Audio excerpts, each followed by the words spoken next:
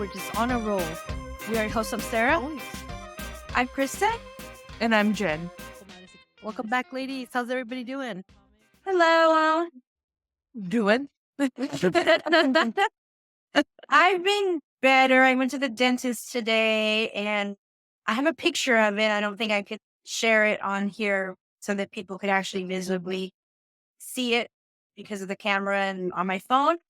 But I had a cavity underneath an old filling in my tooth. And this is how old the filling was. It was silver. So you know that they don't even do silver fillings anymore. And so they had to drill out that old filling, and then they had to do an impression of my tooth so that they can basically create a crown for that tooth. And then I got to go back. But the drilling part, the numbness is finally wearing off. And so my tooth is just like very sensitive and it's pulsating in my mouth and it's painful. So, and I'm like, how come they don't give you like, I don't remember. Maybe I misremember, but like as a younger person, I remember going to the dentist and them giving me like Tylenol with codeine or something. Like, I don't know. I guess it's all the dentists who abuse their privileges. I was gonna say, and all the customers, all the patients who abused it, and all the studies showing that narcotics aren't good for you and very widely addicting. Yes. Yeah. Oh. No, I think talking and laughing is helping. So this is good. Distracting you from no. Yeah. Yeah. That's good. Do remember, I already showed Kristen, but I got another piercing. How are you guys? Nice. Another one. So in like 2-3 weeks, I'm gonna get the other one over here because you gotta have a match. You got a match. Got a match, of course. Yeah. Who do you think I am? But yeah, we're also talking discovering my woes and public transportation. And so who knows? Maybe next time you guys see me, I'll be riding a motorcycle. So well, it'll definitely fit my aesthetic if anything.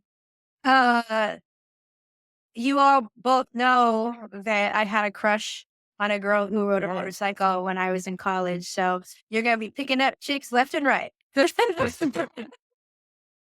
my God. Nice. We'll see. How about you, Sarah? Cool. The whole ceiling is been exposed, so all you see is wooden beams on my ceiling. And when they did that, the end of the house, the original built house, is exposed, and we found that the original fire from when my mom purchased the fixer-upper house, that corroded, burnt beam is still there. They just Mickey Moused it. Wow. Yes. So now a structural engineer came in and he's like, "Oh yeah, that has to be changed." Of course. And so, Who signed up on it to begin with? Sue them. That's what I'm saying. Like the house was a fixer upper. My mom made an addition, so that then the structural engineer was like, "Well, it was illegally added," and I go, "Yeah, my mom got permits. People came to inspect all the time, so I don't know how it passed inspection." He goes, "Well, I don't know how it passed inspection either," and I'm like, "Great." So because that's from the original fire, the insurance might not cover that part of. Oh no. Yes. Damn. So I'm just like, I don't even, I just let it roll off now because I mean, it's gonna have to get fixed. And my husband just got in contact with one of his old friends who just got his contracting license. So he's gonna hit him up for helping us with that portion of rebuild. But the structural engineer just came yesterday. So like it's been 2 weeks of absolutely nothing going on. And we still have no furniture, and we're still like, we don't even have anything in the kitchen except like the bare minimum dishes that Frank bought at Walmart so that we could actually cook and eat in the kitchen instead of going out, because we do have allowance to eat out and give them our receipts, but I'm tired of street food. Yeah. I'm just tired. Well, you gotta have the little taco trucks at the corner give you. It's Yes. the closest to home cooking that you can get. Honestly, yeah. Yeah. The little taco guys. Uh-huh. Yeah. The No, little tables on the corners. I agree, but they don't give receipts, which is a problem. That's what I'm Right. saying. Most of them take Venmo now, so you could just be like, "Hey, see, that's your receipt. Yeah. Just print it out, take a screenshot." Oh, but that's actually the fact that you get an allowance. I know that I would be in heaven because I like eating out, but I know you don't. So, it's not Yeah. that good of a thing for you, but it's actually nice that they do accommodate for that, at least knowing that they're putting you out, taking your stuff. Yeah, exactly. So, I mean, we're surviving. It's not bad anymore. I mean, at first it was like a emotional roller coaster for me, but now it's just like, you know what? I just gotta take it Gotta roll with pace. it. Yeah, I gotta take it as the pace that it's gonna go in, and I can't do anything about it except, do what I need to do on my side, and then just kind of move on. So, Honestly, you've never heard these kinds of stories. I don't anyway, about the other side of home ownership. Like that's a lot. Like I rent and anything goes wrong and I just call the landlord and he comes out or he sends someone out and fixes it. So to have that all on you and for it to be such a big um on taking of this huge project of your whole entire ceiling missing. No one really ever talks about when things go wrong or when you own your own oh home. yeah, Yeah. oh yeah, and the plumbing went out, got clogged up like 3 weeks after the fire, so I was like sobbing for some time. I'm like, what else can go wrong? Fuck. Don't tempt fate. I was gonna Yeah. say, and the universe answers. Yeah. No, please don't answer me. This was just purely for the podcast. For dramatic purposes. This is the Yes, joke. yes, yes. It's a joke, universe. Don't call me out on it, please. But yeah, that's where I am right now. Well, Fiddle. Oh, I was gonna say, you actually for that development, you actually seem to be taking it in stride and definitely a lot better than when all this first started happening. So that's nice to Oh. see. Yeah, I honestly, I'm not gonna even lie. When it first happened and it was happening, I did have like maybe like 3 instances where I wanted to unalive myself for like 2 seconds. Oh my gosh.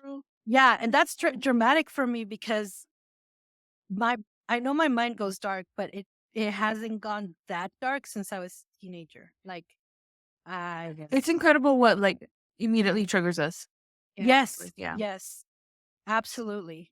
So yeah, definitely reach out to people um to talk you off that fucking the cliff.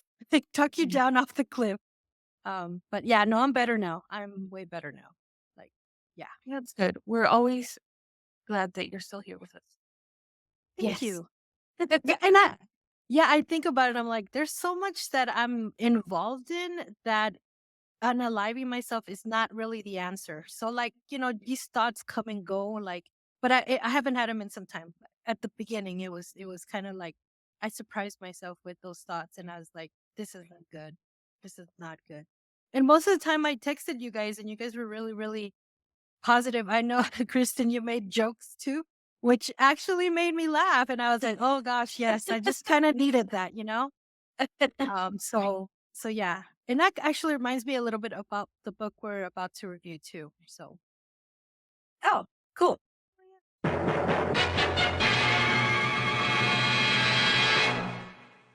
now it's time for cheese de la semana. And I got some cheese, but well, I'm excited for it because I really loved it. So hot tea. as you guys know, Amazon put out a first season of a show called Fallout, which is a post-apocalyptic drama and it's actually a based on a role-playing video game. And I didn't I mean, I kind of skipped it. I was like, nah, it can't be that good, right? It's a video game. But it was great. It was so good. I binged the whole thing and then I watched it again. It was so good. The writing is amazing. The acting is it's you know what? It's just an amazing series. But that's not the cheese. But the cheeseman is that they actually greenlit season 2. So I can't Oh, wait. I'm super excited about this. honestly, I'm surprised that it has taken so long for movies and TV shows to come out. I guess TV shows, because movies like Resident Evil was out a long time ago. To mine all this intellectual property, because those games have such cult following of players who have played and played over and over and wanted to get into all the side um stories and everything. And we saw, was it now 2 years ago, last year, whatever, the success of Last of Us. And so it's really surprising me that it's taken this long. Because just like comic books, there's a plethora of storylines and properties out there that exist where the stories are already there and have such a huge following. So I really enjoyed Last of Us. I haven't watched Fallout, but everything that I see online is people who are totally just praising how good of a show it is. So I have Amazon, so I'll have to check it out. Oh, absolutely. You won't be disappointed. I just love the heck out of it. You know what? I might watch it a third time. I'm just I super. can't believe you already watched it twice. How many episodes is it? Yeah. I don't know, 8? Something like that. And how I don't long know. are the episodes? Like an hour? Hour and a half? Like I would have to say like 45 minutes to like 47 kind of thing. So Okay, good. almost an Oh my hour. gosh. Oh, I'm sometimes surprised, actually. I mean, Fallout is a very, like, long and prominent, like, video game franchise. Like, and good and bad. There's definitely, like, a lot of nostalgia, a lot of excitement for whenever there's like a new game. When people still play a lot of the old games too. But there's also been a lot of fuck ups for it again, because God, who is it that makes it? Who makes but basically, what was it? I think it was Fallout 76. Oh yeah, best stuff. Oh, best stuff. Best. Um, it's known for like their glitches, but also I think it was Fallout 76 when it first came out. They promised all these things, and then they didn't deliver. And then there was like a whole like you could nuke other opponents' camps, and people, or like you could use nukes or something. And so like they were intended for like enemies or something. But people were just like, "Oh, I have nukes, and there's other people here. I'm Of going to use course. them on individual camps, on an Yeah. individual person." And Yeah. so, I mean, people are getting people. It was pretty funny, actually. It was pretty funny. I'm surprised we haven't seen someone try to do a live action GTA. Baby, that's just the Saturday morning in LA. pretty much, dude. Very soon. It's a Friday night, Saturday morning in Los Angeles. Get your GTA experience right here. Now it's time for On My Radar. What is on your radar, Kristen? So on my radar is something that I'm actually kind of interested in. Because as maybe do know or not know, but way back, and I feel like this was way back. We on the podcast read and reviewed Mike Mignola's Hellboy in Mexico. I always want to say in Hellboy in Mexico. And we loved it. And I don't know anything. I didn't know anything about Hellboy. Whereas Sarah and I don't know, Jen, I don't remember if you also were a fan of the original movie. And yes, with Guillermo del Toro. Not fan favorite, shop favorite customer who had come into Heidi Ho not too long ago. But I did not know anything about the character. I was a little bit hesitant about reading it because I didn't know if I was going to like it, but I enjoyed it. I ended up really loving it. So, and it actually encouraged me to read other Hellboy books. Last year, I think it was last year, there was a Hellboy in Love limited series that came out that I really, really enjoyed and read the single issues. There was a Little Hellboy series that came out as well.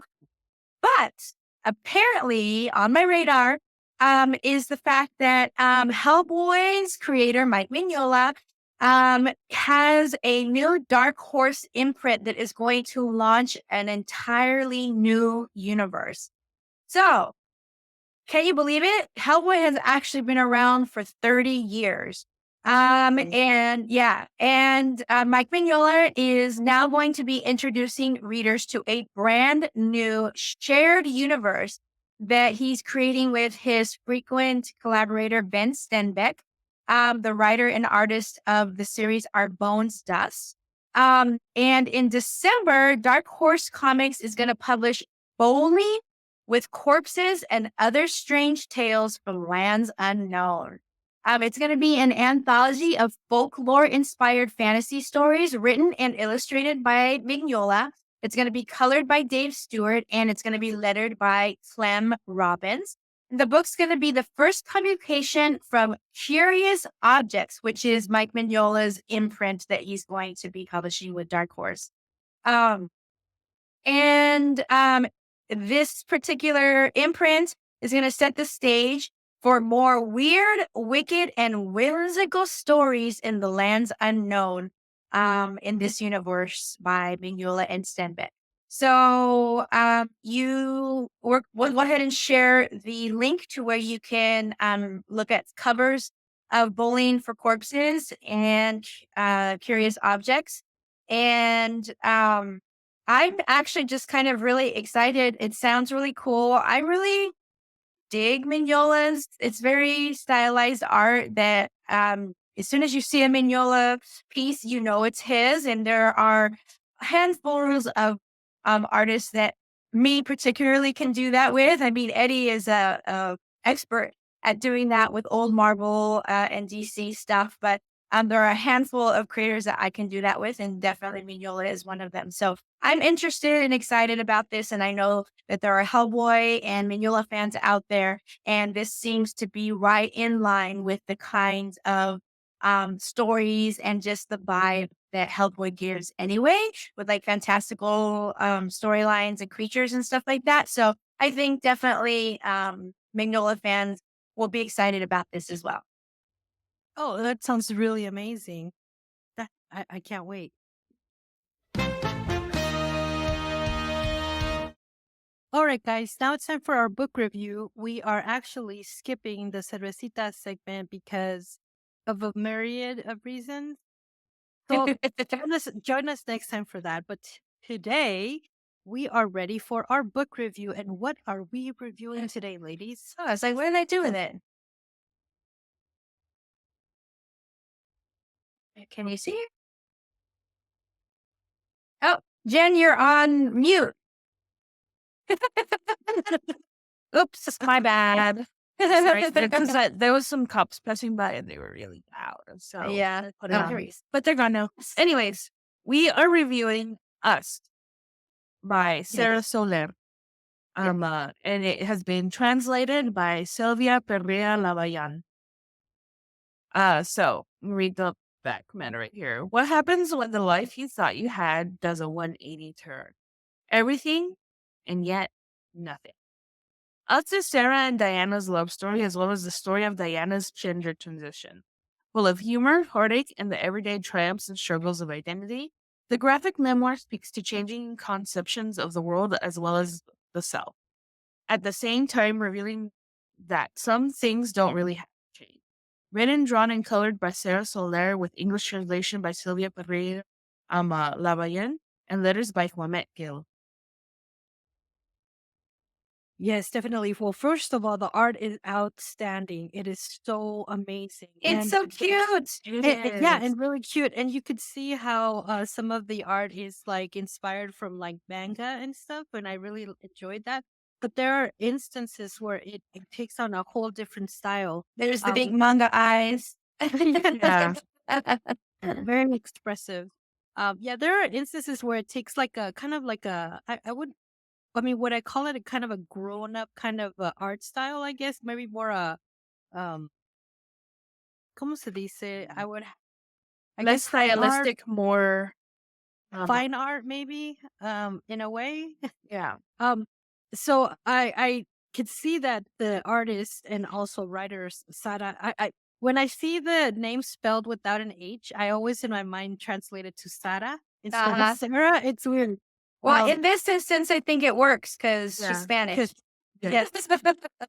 España. España. Sara Soler. Sara Soler. I totally enjoyed it. She uses pinks, blacks, whites, and kind of a baby blue throughout the whole thing, and maybe even some kind of like a little bit of magenta here and there. They're the But trans pride flag colors, which are Oh, yeah. That is great. LMAO. that is Yeah. so cool. As soon as I saw the cover and then I like read like that first page, I was just like, oh, trans pride flag. I was like, that makes sense. That's really cute. It does make sense. I would have never even thought about that. I always miss out on that kind of thing.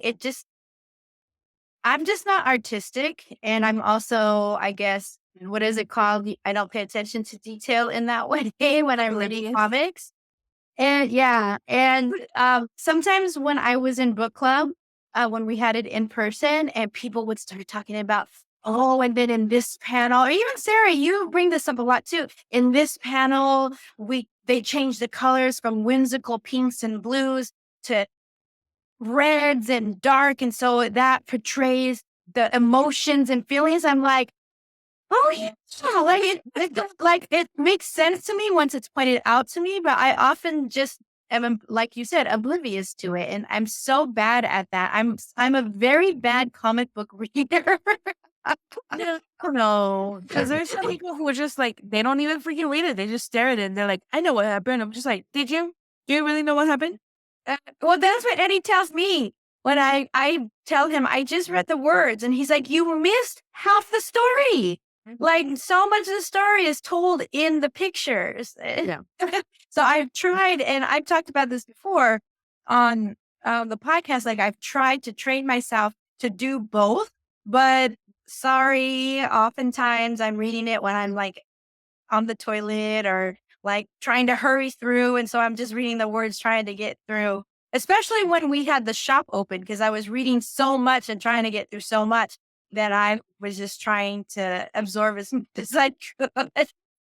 That makes Oh, yeah. sense.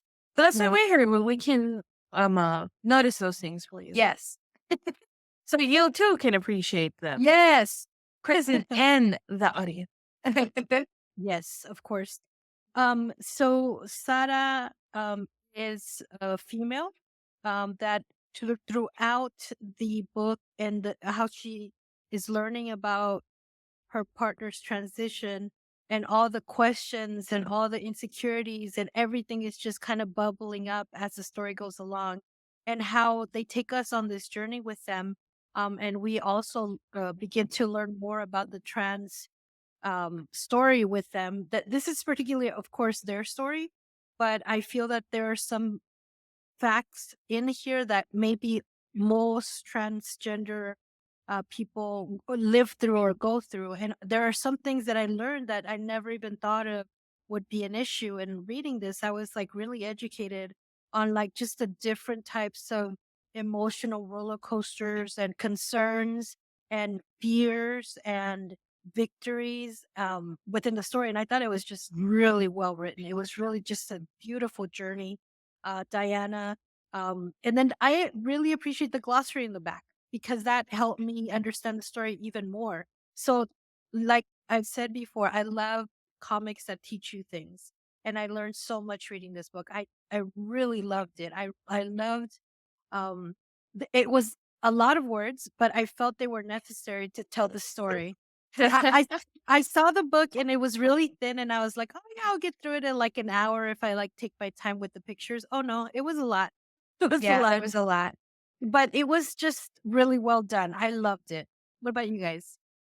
So for me, one of the things that I found interesting, and you brought this point up, Sarah, and I just wanted to point it out as well, is that one of the things that the writer Sarah, we have two Sarahs that um, I'm talking about. The creator of the book mentions and specifically points out over and over again is that for as many trans people there are in the world, that's how many different transition stories there are because everybody's story is different. They might have certain aspects that are similar, but everyone's story is different. And for me, I felt like I really appreciated them pointing that out um, actually at different points in the book because for somebody who's never experienced that, it could be really easy to just be like, oh, yeah, like everyone's experience is the same. Um, and one of the things that I was very interested to find out in this particular story, Sarah and Diana's story, is that they had actually been dating for years before Diana transitioned, or even not even before he transitioned, but before he even was open to accepting that he was trans. And so, wait, I'm thinking, am I sorry? So Diana was dating, Sarah was dating Diana when before Diana Before, transitioned yeah, into a before her woman. transition. Yeah. Um, yeah, And even when the pre-transition period, when they haven't transitioned, I would also professors that would use their current pronouns to yeah, I just thought in my mind, oh, I'm switching it wrong. In my mind, I was thinking that it was the other way around, the story. So I agree with you. Oh, And that was my mistake. And just as I started, I'm like, wait, hold on.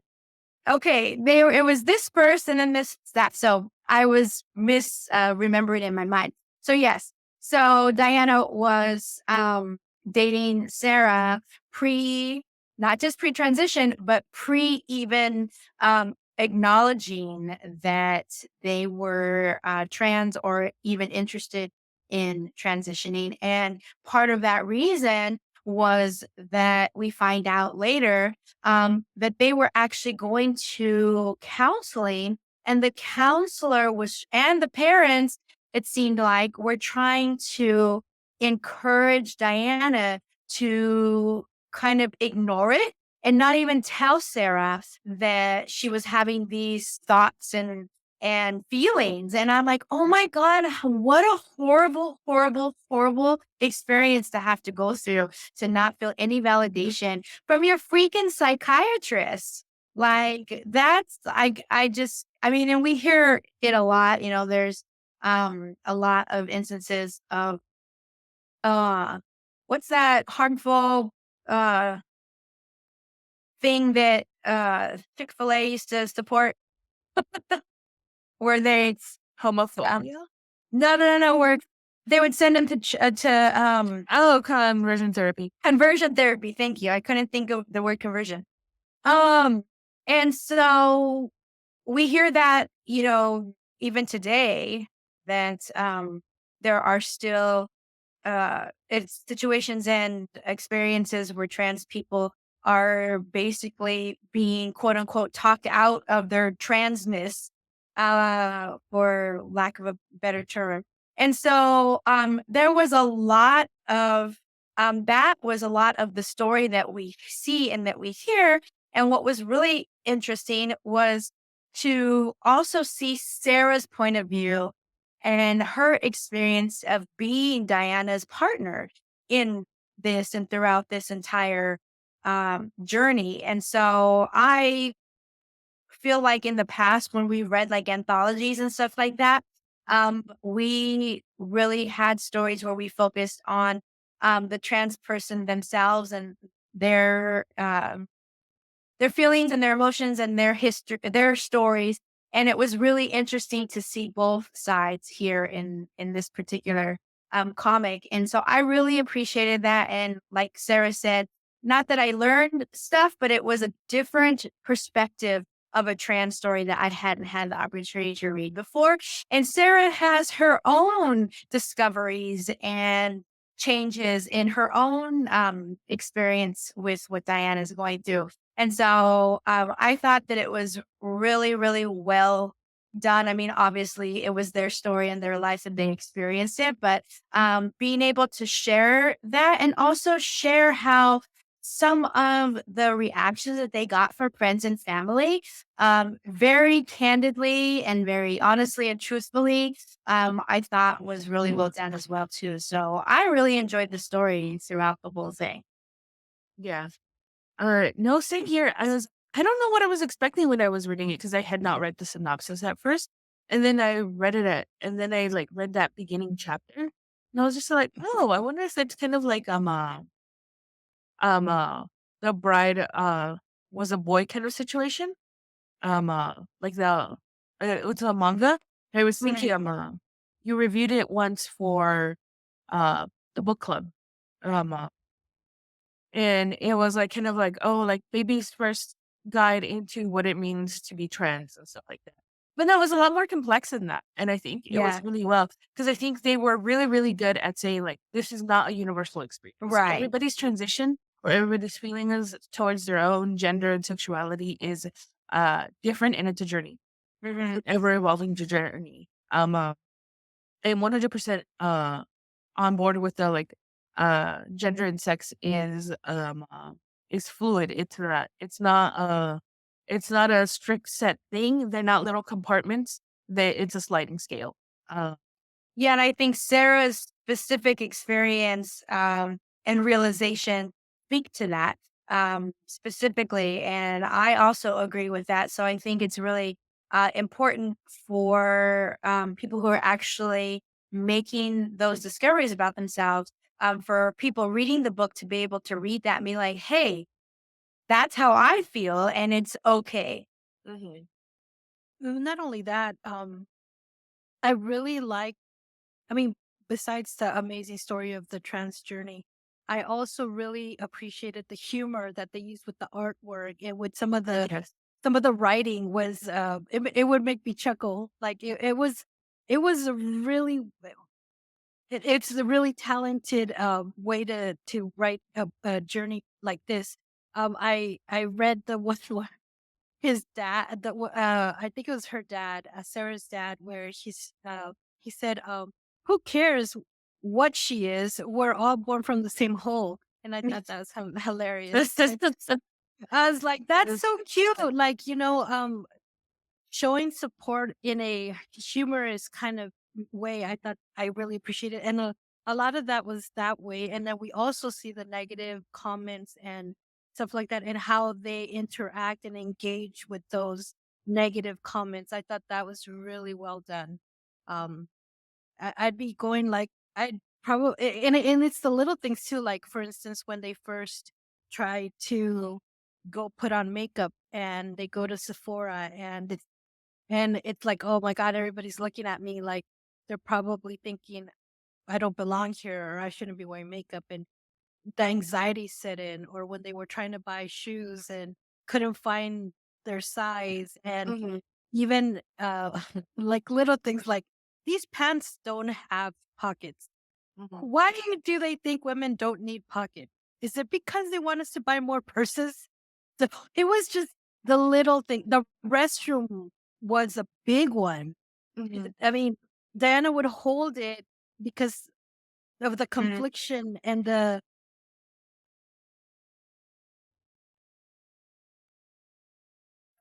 yeah. Sarah in the middle of her amazing epiphany got, I think, put it off with the system. And she mentioned to there she goes. She mentioned this to us in the beginning that the program kicked her off in the beginning before we started recording, and that she crossed her fingers that it didn't happen. But I guess the gods did not favor Our listening the, girl. the Riverside gods did not favor her today. But a little bit more about what she was specifically speaking about, and she'll return here in a bit, hopefully. Was that I really appreciated also how they focused a little bit about how Diana had to learn what it was like to experience misogyny and sexism.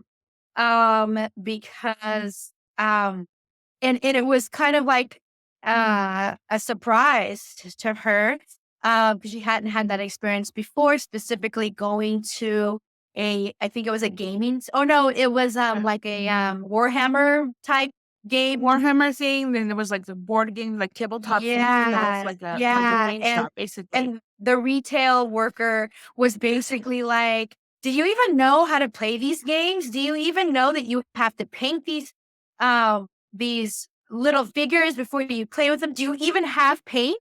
And it was such a uh Condescending.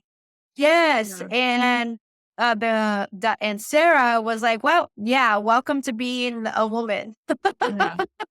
Welcome to Yeah. womanhood. Yeah, And when she gets Ladies catcalled first, and everything. misogynistic. yes. Yes, and getting catcalled. Yeah, so I find that also um would be such a tough thing because as someone who has identified as a woman my entire life, um it's something that I just I don't accept it, but I It's like the expect given. it, if that makes sense. Yeah. Yeah. And for somebody who their entire lives has not had to deal with that, I could see how it'd be a complete and utter like shock. Yeah. Yeah, 100%. Like, not only are you dealing with being vulnerable because you're making this transition and you already feel like everyone in Sephora is looking at you and you already feel like people are judging you or talking about you behind the back, but now you also have to worry about not just your safety for being trans, but your safety for being a woman. Like, it's a double whammy. Yeah. Oh yeah, absolutely. I mean, I mean, it was just like I didn't think of it that way because, like you said, we as women from the get go, we kind of expect that to Mhm. like walk We're by on our some. guard in a Yes, manner of speaking. yes, Like, it yes. is Like how exhausting. we have. Yes. Yes. Yep. So Yeah. is it necessary? Absolutely. I mean, Yeah. I walk to my car with my keys in my hand. I mean, the Yep. little things. Mhm. It's And especially violence against trans women is Mhm. so die high. Yeah. It's incredible. So you not only do you have this new conversation, like how do you deal with misogyny? How do you deal with specific targeted violence? Right. Yeah. Like basically hate crime. Like Mm. you are right. now the object, a potential object of a hate crime, or not object. What is the word I'm looking for? The victim of a hate. Yes. Yeah. Victim. Yeah. Yeah. Yeah. Now you're now a potential victim of a hate crime, and it's ugh. Right. Right. And what I really liked how this book kind of like addressed all of that, but also like there was there's a specific scene that I was looking through where oh yeah, that's the clothes. Like I've some I'm overweight or plus size, whatever. Um, Finding clothes for me is already hard. And Yeah. I'm taller than the average woman. And by taller, I don't mean by much. Like I'm 5'7". It's so fucking hard to find clothes for myself. So finding like clothes like for someone who has like even like they were so used to a different like certain size or being it for it to be readily available. Oh my God. like I felt that moment of when they were like out clothes shopping so hard. I was just like, but like, is this like? I don't think it's just a woman thing because I know there's like men suffer from body image as well. Um, uh, but it's like, why not? Why don't companies make clothing more varied clothing available? Like, goddamn, I don't know. I just I really like that. also really felt um when Diana went to try on pants, and in at one store they were too tiny. Oh, Sarah's having a hard time. One store were too tiny, and then in another store they were so big that she was swimming in them. And she's like, "What the hell? They're the same exact size." And then Sarah's like, "Yep, Don't it's size. like that's how women's clothing industry works. Like the same size is not the same size." Yeah. I remember learning very quickly that if I wanted to feel good about myself, I went and bought my clothes at Old Navy because they make their pants big. Yep. I could wear a size 12 at Old Navy because really it's like a 14 or a 16. Yeah. I'm like, whenever, yeah. Oh, and there's like certain stores I just don't step into because I know they'll never have my size. Oh yeah. That's the other thing. Like there's a new um documentary online, and I don't remember what the heck the name of the company is, but I've been seeing stuff about this documentary, and I've been seeing things on TikTok about people who worked at this shop. And it's a woman's name. I don't know, such an age. I don't know, but how they don't even go over, I think, a size 4 or something like that.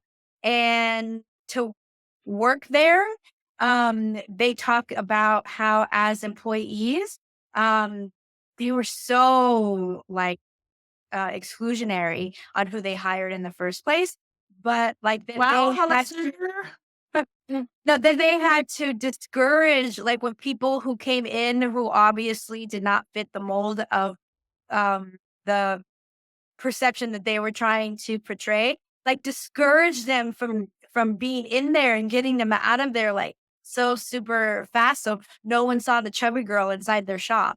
But you know how, like, demoralizing and discouraging it is to go into a shop and just not find your size, that there's nothing in there that's even close to the size that you, wear. It's, like, so horrible. And that used to happen to me all the time with my boobies.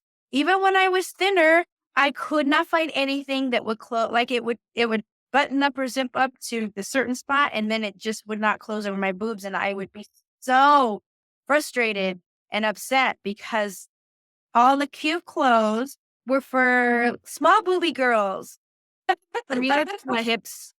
Oh, Clothes are not made for big hips mm, because my waist might be is 16, 18, but these hips be like over 24. Like that struggle. I would find like a pair of pants, but then lo and behold, they can't make it past my butt. So I'm like, yeah. Yep. dang. So uh, trans women are welcomed into such Welcome to womanhood. a To where we're horrible. just into I know. intended. Yeah, it's just such a horrible, uh, honestly, society that really just devalues women in the first place, on many different levels. Yeah. Absolutely. Yeah. But there's like it's not all bad. Uh, No. no. I definitely do enjoy being a woman. Uh and and like that is another thing because a lot of like this conception about womanhood and femininity and stuff like that, it's all social as Oh, well. yeah. I It's don't consider myself to be feminine at all, but I definitely am a woman, and I definitely enjoy being a woman. I know how to utilize the womanhood the way that I enjoy it. And I can use it to my advantage, but I am the least feminine, I think, probably of all three of us. yeah, and like because for me, I don't consider myself like traditionally feminine. At least not anymore. Maybe when I was in like middle school, I tried. And then after that, I was just like, nah, this isn't for me. I definitely fit a more darker aesthetic. And I definitely try to give a further image as well. But I do enjoy like clothes and makeup and stuff like that. And it's like, Yeah. but it's that I don't think that's just exclusive to women, I think. Right. Yeah. Right. Yeah. I think other genders can enjoy it, but I know. I'm just a girl.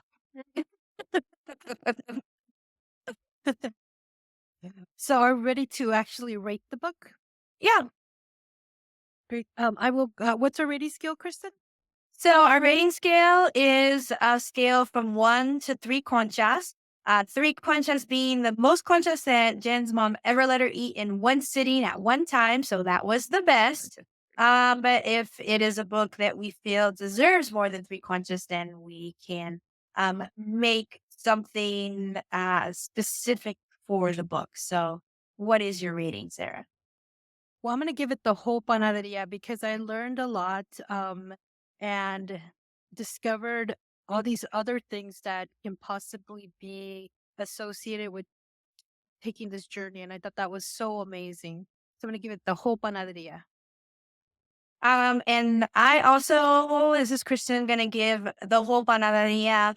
I think something that we didn't talk about that, but that I actually thought about when I was reading the story is that this story is taking place in a completely another country. And so it's interesting to also see the similarities and maybe differences of the trans experience in other countries. Yes. And so that's a whole nother level of the book as well. There's just so many different things that this story and that this book addresses that I just find they did an amazing job at. And so I will also give it the whole panaderia. So this is Jen, and I'm also gonna give it the entire panaderia. I love the artwork for it. I love the story. I love how they're like, this isn't the experience, but it is a experience, and it could help you. And then I think it's really good. One for people who are like wondering about transitioning, about how they could possibly receive people who have someone trans in their life, or someone who's just curious about the trans experience. I think this is a really good book that they should definitely pick up. It is published by Dark Horse Press. And it is just us, US. By Sara Sole. Sara. Sara. Um, Definitely check it out. It has the entire panaderia from all of us. Absolutely. That has been our book review. All right, guys. Now it's time for En la Libreria. Jen, what do you have for us today? So today I have Sansha and Blanco #1. Sansha yearns for freedom her brother Blanco cannot comprehend. A dog's tale about the everyday mundane. So this is being kickstarted by Rachel, who is one of the creators of MythWorks. And MythWorks is a purveyor of original stories and original world, funded by Vincel Ferriero and Rachel in 2014. And then this is I think their third book that or series that they are kickstarting here. They have kickstarted previously before. And I actually recognize one of them. I think it's called Glow. Yeah. And I believe it like made some pretty big headways. But they've also done Skies of Fire, Glow, and The Wild Sea. They have done like other works, like I believe games, and they're trying to branch out into video games as well. So Sasha and Blanco, here's the story that they have for you. First of all, they thank you for checking out Sansha and Blanco, and they have a snippet of a full micro game that they're planning on creating from this. So and when I say like micro game, it's like I believe a table. So they have like a little mini like tabletop game thing that they have right here. And then it says for the first 72 hours of the campaign, they're including a physical copy of Dog Day, a 2-page dog micro RPG with every physical backer. And then you can scroll down to see more details. So the overview is Sansha Blanco is a new limited comic series by Rachel and I want to say it's either Vincenzo or Vincenzo. I'm gonna say that it's probably Vincenzo.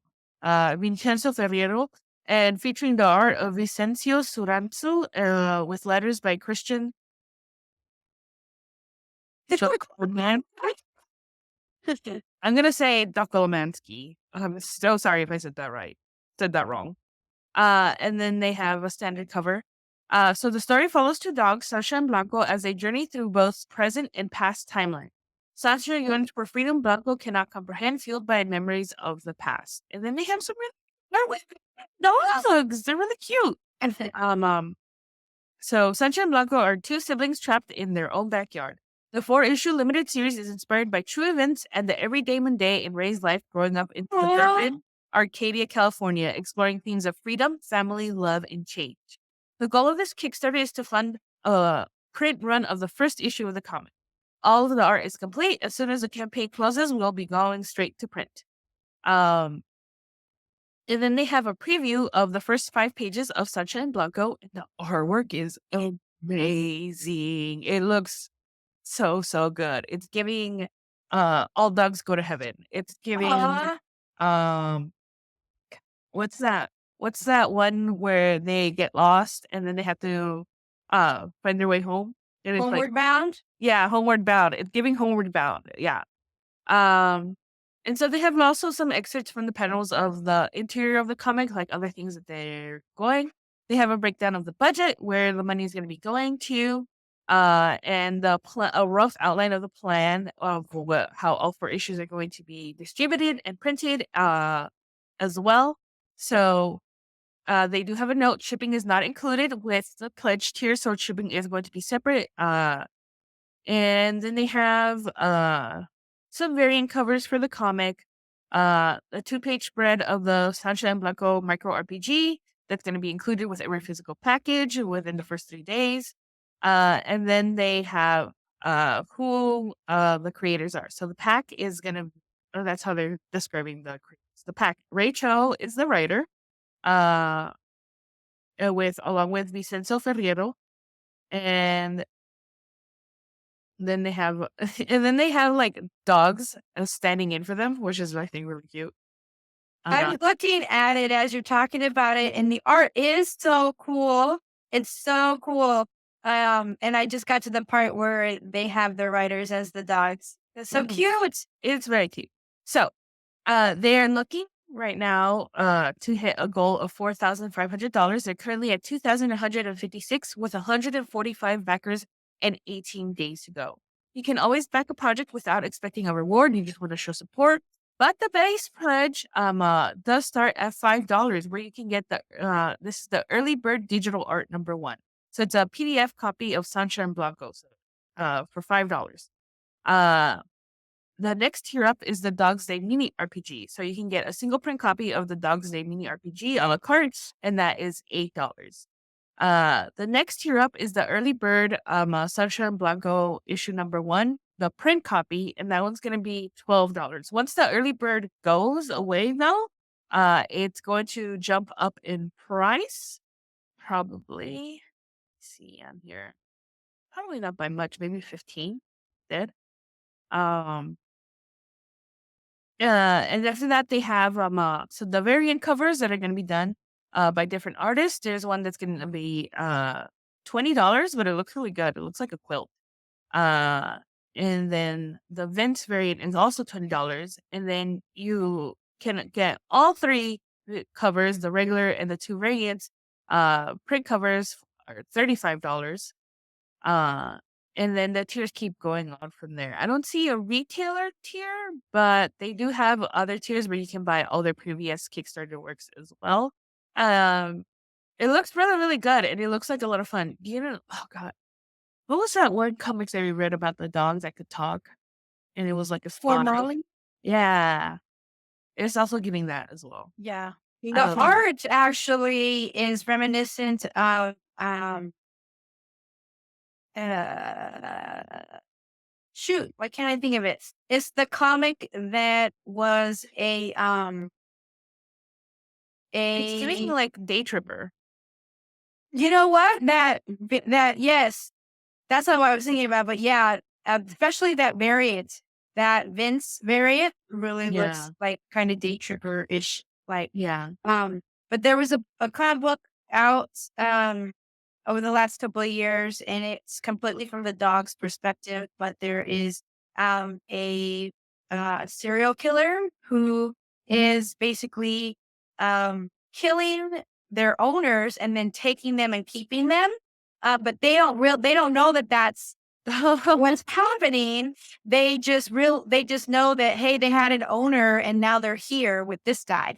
But there is some smart dogs that start to figure out that he's not everything that stray dogs is what it's called. That he's not everything that he portrays himself to be. And ever since the success of that book, we've seen a lot of books written from the perspective of dogs.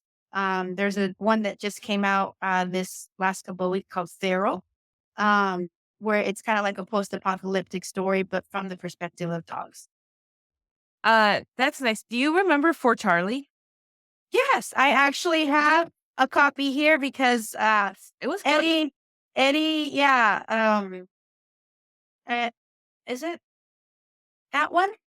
No, I'm thinking of something else. It But was I, another dog book. yeah, yeah, I yeah. remember from a few years ago. Every once in a while this happens. I mean, Yeah. people love dogs. Yeah, but this looks really cool, and the stories just seem super cute. It does, especially when it's like a euphemism for like the past and like family and love. I'm just like, oh, man's best friend or whatever. So definitely check it out. Sansha and Blanco #1. Sansha is Sansho. And then the little epigraph for Anne. And then Blanco is Blanco. #1 on Kickstarter. Check it out. I think it's definitely worth checking out. And Mythworks, the publishing company, seems to be like really invested in these kind of like fantastical stories as well. Their website looks really, really cool. So check it out. All right, guys, now it's time for Juntos y Fuertes. Kristen, what do you have for us today? So today I have in Juntos y Fuertes, which is our segment where we highlight projects or programs that are either run by or for members of marginalized communities. A organization called Books Through Bars. And I came across this organization while I was doing some research for a San Diego Comic Con panel that we are going to be um, submitting for this year's Pushing. convention. And this particular book, this particular project slash program is a local prison book project. And so basically, this organization sends books to incarcerated people across the country. And so they're always looking for donations, not just of books, but also of time, because they need people to come in, separate the books, and also pack them up to mail them away. So there seems to be actually Books Through Bars organizations throughout the country. This particular one is one that's located in San Diego, but you might want to go ahead and do a quick search in your area. And Books Through Bars was not the only organization that I found that did something similar. So you might want to just, if this interests you and you have books that you don't know what you'd like to do with, and this sounds like something you'd like to support, you might want to look in your area for a similar organization that does this. But for those of you who don't know, I spent quite a lot of time working with girls involved in the juvenile justice system and also, unfortunately, transitioned on to the adult justice system. And this kind of support is super important because one of the things that a lot of people don't actually know or realize is that illiteracy is very positively correlated with people involved in criminality and being involved in the justice system. And one of the reasons why I find that it is super important to bring comics into the justice system is because comics, there's a lot of studies that show that comics help latent and problem readers actually comprehend the stories that they're reading, which actually leads them to be able to um, better be able to learn to read at any age. And so it's super important for also um, these people who are impacted by the justice system to be able to tell their own stories. And comics is a great way to be able to facilitate that because not only are they able to have their voice heard in a visual way, but then their stories can be shared with other people impacted, where they can actually see and understand the story in a very accessible way. So this is Books Through Bars. I will share the information in a link connected to this episode. But as I said, there are other organizations that do the same thing, and it would definitely behoove you to search in your own area if you'd like to participate. That sounds really awesome. All right, guys, now it's time for saludos. And saludos goes out today to Han Cholo. Han Cholo is a designer of jewelry, pins, and patches. And he has a special kind of stylistic stuff that he does. You can find him on Han Cholo, that's HANCHOLO.com, or on Instagram on Han Cholo Designs. And I am a proud owner of a Voltron head ring that I bought from him many years ago. And that's my convention ring that I absolutely love. It's really heavy and it's super freaking cool. Like it's like a people see it and there's a conversation starts. It's really cool. So they are pioneers of nostalgic jewelry influenced by rock and roll, comic books, video games, horror, sci-fi, and more. And he has a collection that's a Jurassic Park collection. And right now is a pre-order of Voltron limited edition skateboard deck. That's right. They had one there at the convention. Yes, it was so cool. And I mean, it's just exciting to see nostalgia like in jewelry form. So like stuff like that for us as adult nerds can wear. It's just really cool. Everything in outfit. Because look, Yeah. I'm a grown woman now. I can't be wearing graphic tees all the time. Not with that attitude. I want to look cute. Ugh. Yeah, I feel that. He has He-Man stuff, like old creature of the Black Lagoon stuff.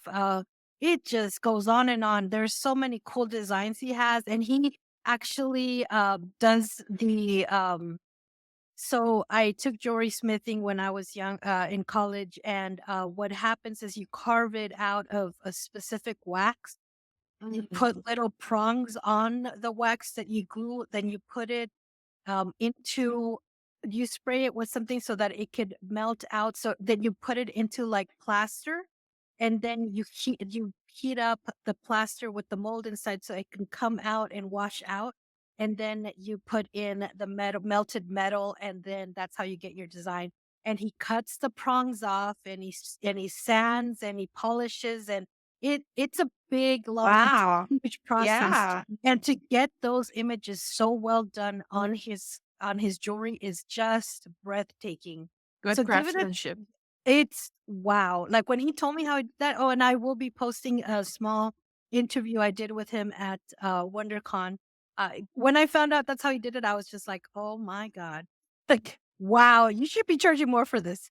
But no, his prices are really, really good for the craftsmanship that goes into it.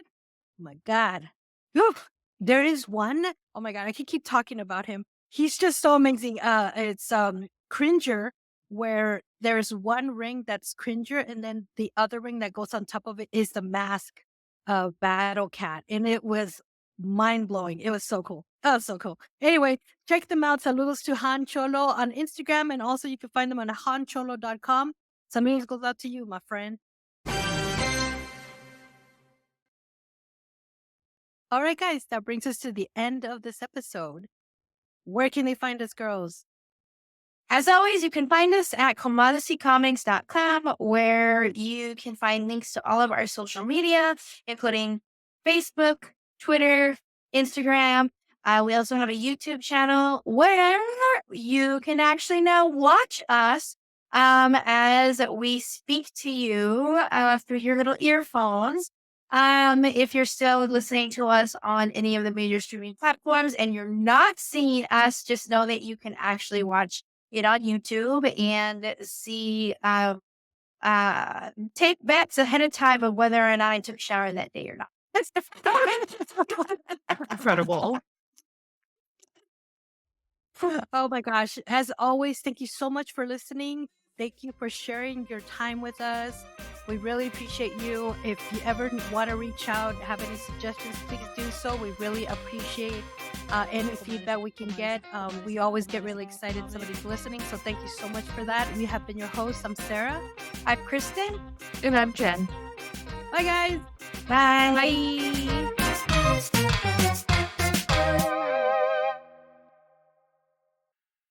And that's on Period Network.